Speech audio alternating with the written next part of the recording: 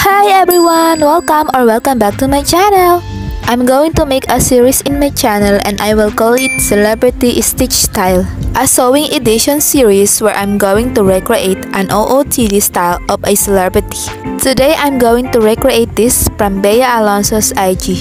She is a Filipina actress and has superb acting skills. I can't find any photo where she is facing front. I just assume it is a Milkmaid top with puff sleeve. And based also in the photo, it is a matching set. But I just made the top. You wanna know how I made this? Please keep on watching!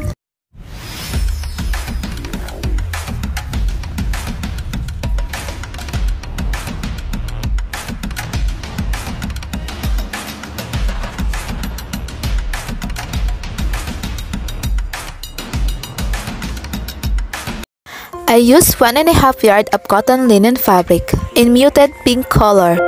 I'll call this DIY a Milkmaid top with puff sleeve and back tie. First is making the sleeves. I cut 2 rectangles with 17 inches width, which is the length that I want, and 34 inches width, which is the puff that I want. I fold the fabric in half.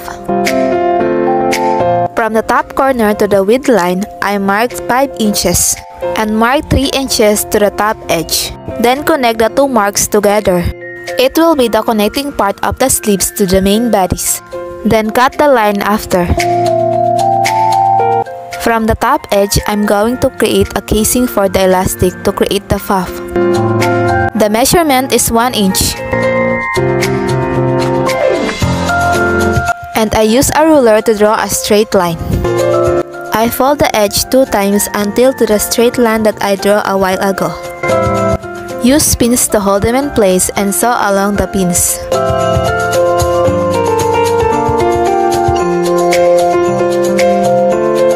I will also make a casing for the elastic around the arm. That is why I mark up 3 inches from the bottom edge.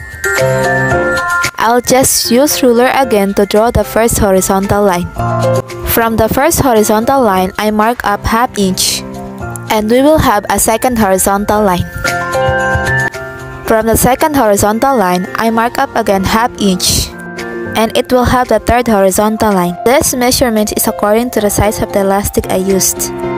From the center line or the second horizontal line, I fold it in half downward. If you are confused, just look in the video how I did it. Use pins to hold them in place.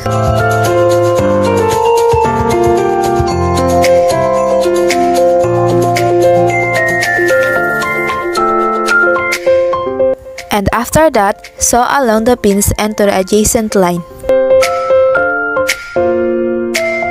And the result must be something like this. The next step is inserting the elastic to the casing around the arm. The size of the elastic must be around your arms. I use the safety pin method to push the elastic inside the casing. I also use pins to hold both ends of the elastic to the fabric so it will not move around.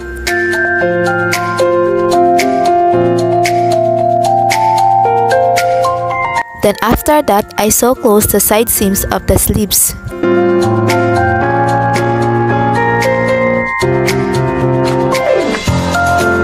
The result must be something like this, and make sure that the casing will meet in the seam line. And the next step is hemming the raw edge of the sleeves.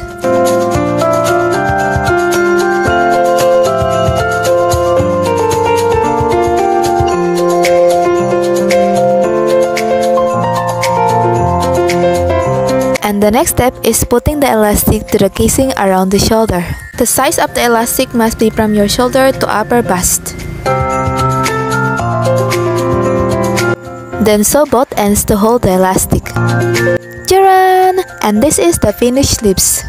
The next part is creating the main bodies. I cut 2 rectangles with 25 inches length, which is the half of bust measurement times 1.5, and 9 inches width, which is the measurement from upper bust to under bust. I fold the fabric in half, then from the top edge, I mark 5 inches, and I also mark 3 inches to the width line. Then connect the 2 marks together.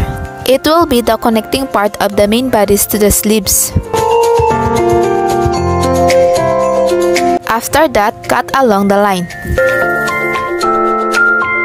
From the center top edge, I mark down 1 inch. I fold it again in half, then draw a curved line. I use a small French curve to make a curved line. But if you don't have one, don't you worry, you can do it, just draw it along. Then cut the curved line after. To the neckline of the back piece, I'm also going to create a casing for the elastic. I'm just using one size of an elastic, so it means all the measurement of the casing is 1 inch. After drawing a guideline for the casing, fold it 2 times in order also to hide the raw edge. Use pins to hold them in place and sew it after.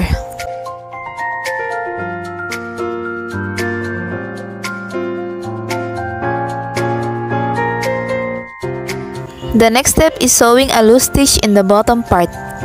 Remember to keep a long hanging thread, so you'll create a gathering. In order to create a gathering, pull one hanging thread until you reach the other side of the fabric. The final measurement of the gathering must be half of the underbust measurement. The next is the back piece of the main bodice. From the bottom edge, I mark up 2 inches.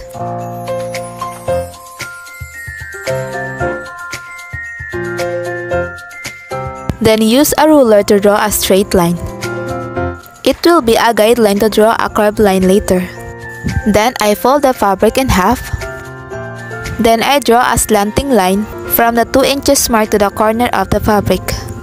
Then I draw a curved line. And after that, cut it along. And you must have something like this. Then from the top edge of the front piece, I also mark down 1 inches to create a casing for the elastic, in order for it to fit in my chest. It is the same procedure of what I did in the front piece. I'll also make a casing in the bottom part of the front piece, and just repeat the same step. Use pins to hold them in place and sew along the pins. The result must be something like this. The next step is inserting the elastic to the top and bottom casing.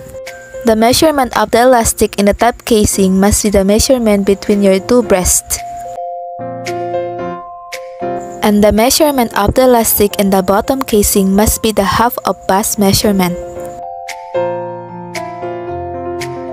And after that, sew the ends of the elastics.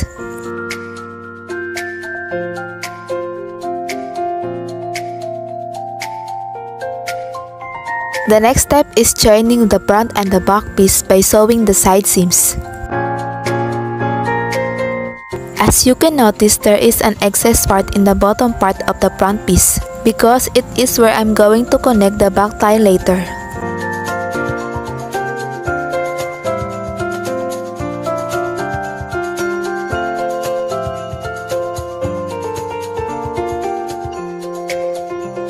The next step is connecting the sleeves to the main bodice through the arm line. Pin it right sides together. Make sure that the seams are connected to each other.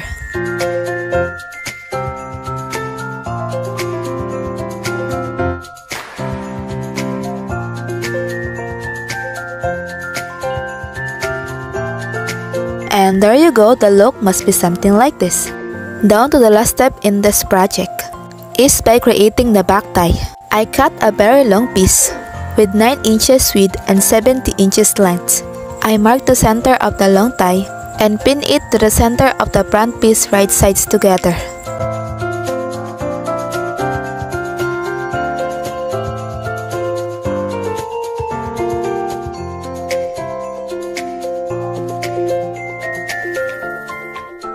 Sew along the pins and it will have the first seam. But before sewing it, fold over to the wrong side 2 times the sideline of the excess part in the front piece to hide the raw edges.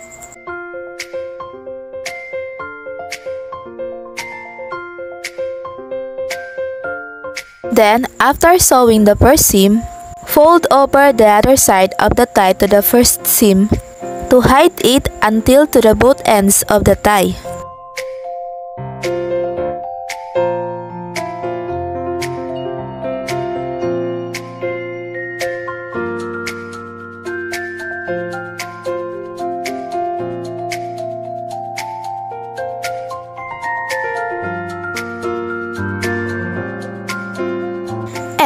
I'm finally done, and this is the final look.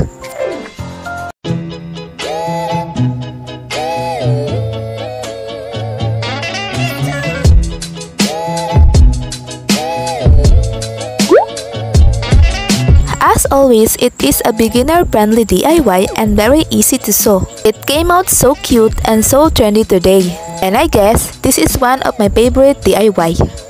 I made the sleeves puffier than Bea Alonzo's top, but it's okay, it came out great anyway. I hope you enjoy watching and you can also share it to your friends or loved ones who also love sewing. If you happen to like this, please give this a thumbs up and subscribe to my channel if you haven't yet. You can also comment down below of what you want me to do next. And I'll see you next time!